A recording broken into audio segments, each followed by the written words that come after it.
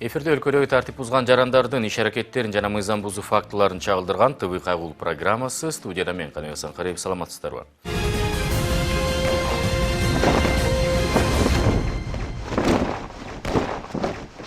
Ысык көлдүк кайгыл милициясы менен ТВ кайгыл программасынын биргеликте иш алып баруусун чагылдырууну улантабыз. Бул иретте жоопкерчиликтен качуу аракетин көргөн айдоочулар жана аларга көрүлгөн чаралар туурасында сөз кылабыз. Алыстабаңыздар.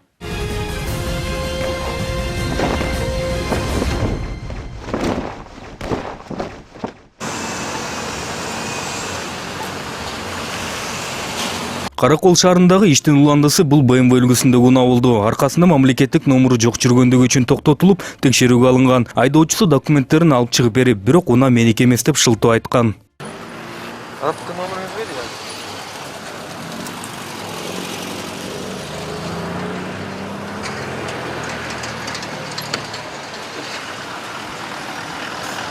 Аттын номеріңіз бар жоғын білбейсіз бе?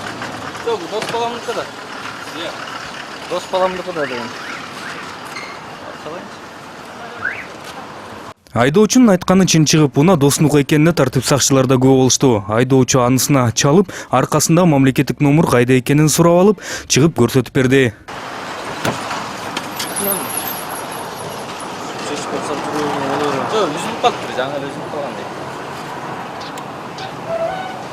Номуру табылса да кайгыл милиция кызматкерлери айдоочуга протокол толтуруп беришти. Ага айдоочу нааразы болсо да макулдугун көрсөтүп, колун коюп, ал эми унаасы айыпына токтотуучу жайында камалбасын үчүн мамлекеттик номурун ордунда кайра бекитип алып кетти. Айтсак, номурун тагып жатып, анысын өзү алганын айтып алды. Калдырып аткандан алып салган бул эртең дагы бир камытпен бекитип коюш керек экен. Жоготуп албайм, өлүп алып коем андай. Кайгылчулар иштерин улантышып, кезектеги текшерүүгө алынган айдоочу жүк ташуучу КамАЗдыкы болду. Айдоочунун айдоочулук көлүгү жок болуп чыкты. Азыр эме алып келе коет азыр. Станкага алып келсин да. Станкадан чечесиң. Каршы. Азыр эме машина моякта эле азыр. Моякта эле келе калсын. Ой, алып келе кой дейм. Бол алып кел. Артысынан айдачы бол. Айдачы.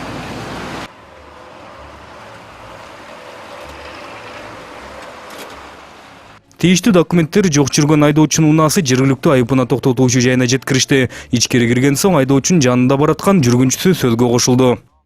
Правасын алып келет көрсөтө жазып эле коёбуз. Просто унутуп калыптыр болчу. Бар, турка алып келе койсузбу? Такси чакырып, такси менен алып келе койсузбу? Правасы жок деп ойлоп атат буларчы. Мына туура чечим азыр алып келет, протоколду коюп. Бар эле мыйзам чегинде. Бар алып келе койчу. Турка. Груз даже ашык эмес. Ну, уксаң Аскар. Жок, күнөө.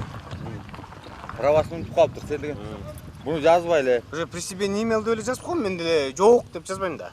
Сен ушуну эле алып келе койчу бияктан, жөн эле кой. Азыр жазбай отурбайсың. Жок, жазылат. Атың немеңди айт. Право боюнча кандай? Анда протокол жазып жөнөтө берди. Сагындык кыласың. Мен даже машина мага оформлен мен жаза берсең болот. Машина ни при чем? Туурабы?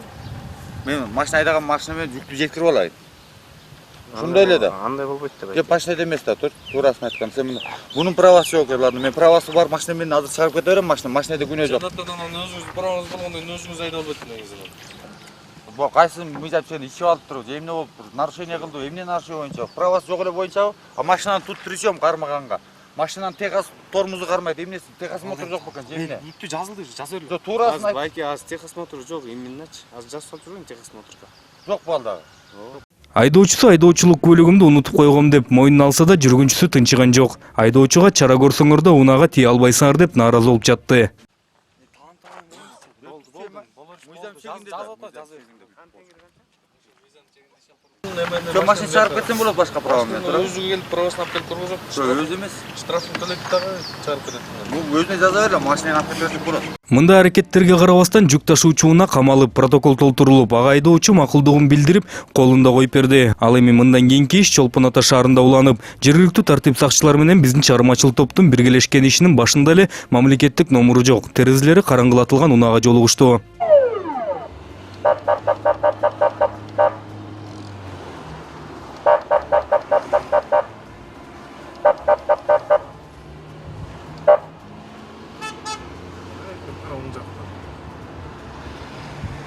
Get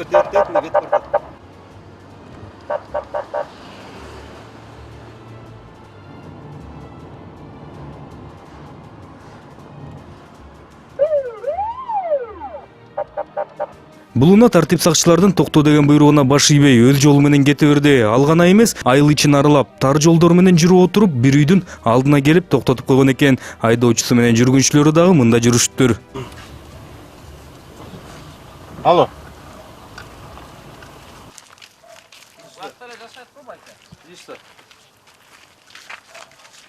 На. Это ихняя машина, я остановил.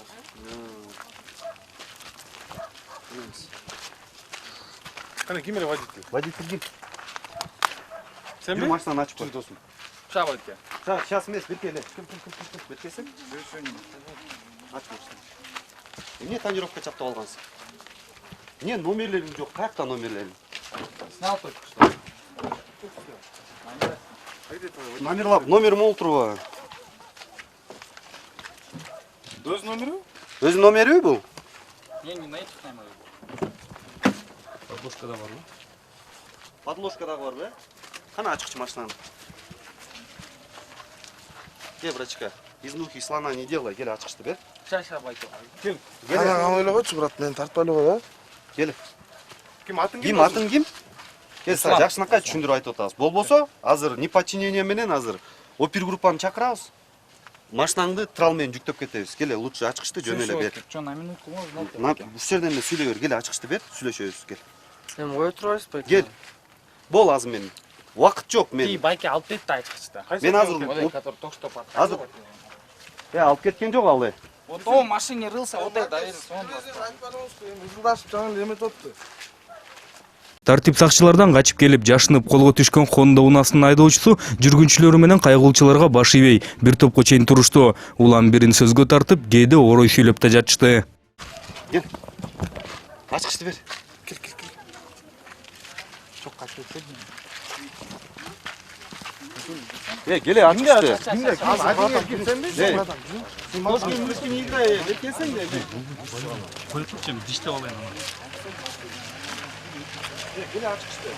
Меня байке, вот тут байке, что вот это доверился машину достал. Чё? Сөгүнбөй сүйлө. Не тебе байке. Не сөгүнүп атасың? Бир минут С вами не буду разговор. Бат эле жалдыратам мен. Эслерди ал, ушунча жалдыратам мен. Ушундай жалдыратам. Келе, жөн. Бергиле ачкычты кел. Сөгүнбөй. Камеру убери, пожалуйста. Сөгүнбөй дейм. Сөгүнбөй тур. Сен Камеру убери. Вот. Эй, сен жумушка киргизбесең бул Камеру убери, я тебе что сказал, эй. Рука столом.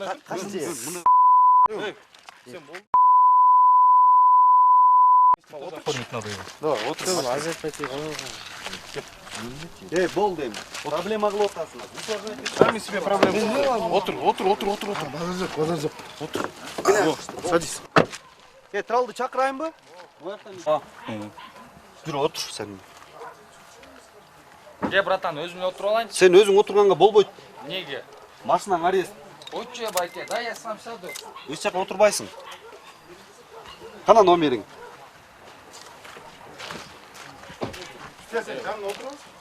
Да я сам байке за руль сяду. Не, ты говоришь? Сен отурганга болбойт. Ты тебя спрашиваешь в данный момент. Хороший байке, вы чё, я свою машину сам что ли сесть не могу? Давай, садись. Отурма жүр. Ты говоришь, садись, давай. Садись. Тебя как зовут? Джамбо.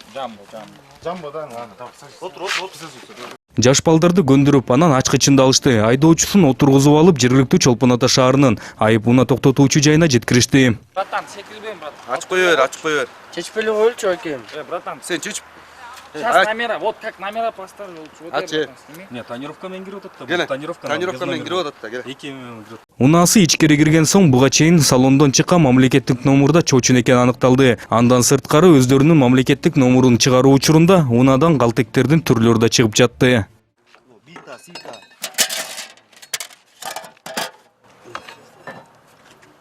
Битасы бар екен. Зачем тапсырма оларда? Honda унаасына протокол толтурулуп, айдоочу жүргүнчүлөрү менен кошо унаага таандык мамлекеттик номурларын орноштуруп, анан тазалагысы келбеген терезелерин да тазалап чыгышты. Терезеңди. Вообще не моя, брат. Эй, мен силерге дайыр жок, жигиттер. Все.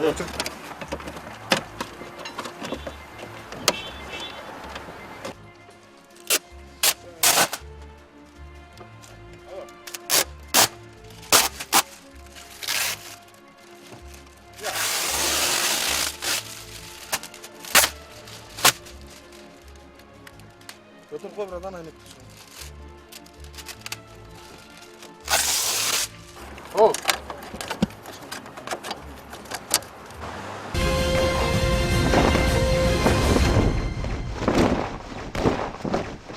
Gezек издөө салабыз рубрикасында.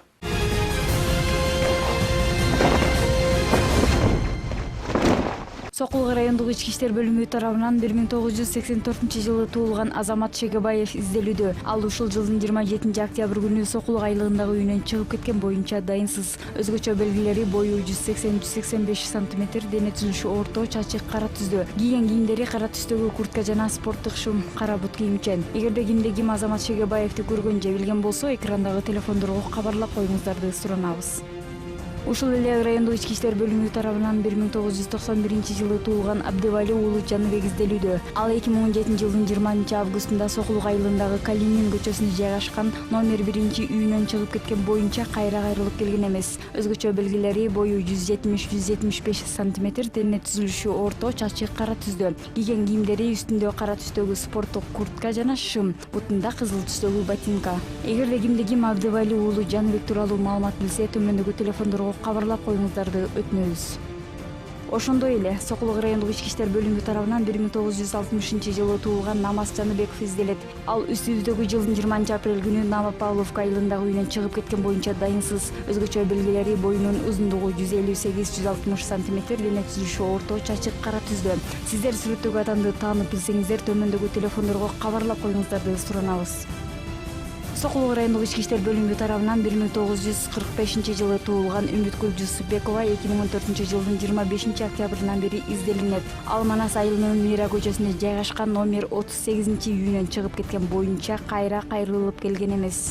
Өзгөчө белгилери бою 160-165 см, дене түзүлүшү арык чырай, кийген кийимдери үстүндө кара түстөгү куртка, бутунда кара түстөгү өтүк. Эгерде кимде ким Үмүткүл Жусупбекованы көргөн же билген болсо, экрандагы телефондорго кабарлап коюңуздарды суранабыз.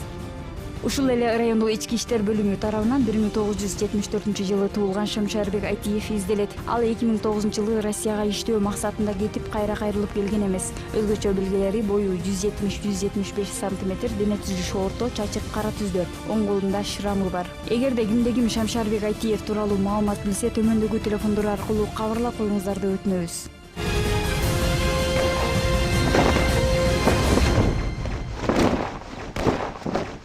Алдыда жол эрежелерине арналган чакан роликти сунуштайбыз.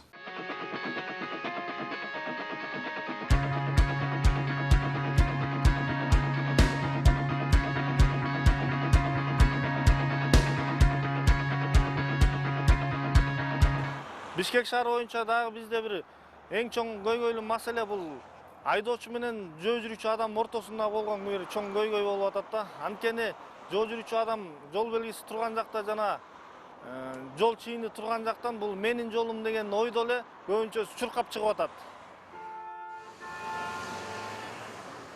Айдоочу менен кандайдыр бир ошо айдоочунун ылдамдыгын карап, канчалык деңгээлде ылдамдыкта келатат, жол болсо жай келет да, ошого карап да, анан жолдон өтүүсү шарт.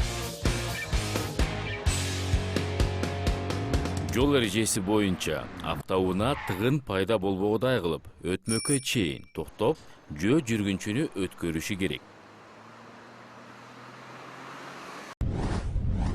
Автоунаа жөө жүргүнчү өтүүчү тилкеге такай токтобошу шарт. Бул эрежени аткарыш үчүн айдоочу адам өтүүчү тилкеге жакындаганда ылдамдыгын азайтуусу зарыл.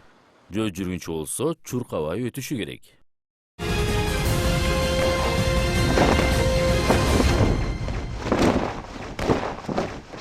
Эскерте кетсем, ушул сыяктуу окуяларга жана башка мыйзам бузуу фактыларына күбө болсоңуздар, анда төмөндөгү номерге чалып же WhatsApp аркылуу бардык материалдарды жөнөтсөңүздөр болот. Көрүшкөнчө сак саламатта туруңуздар.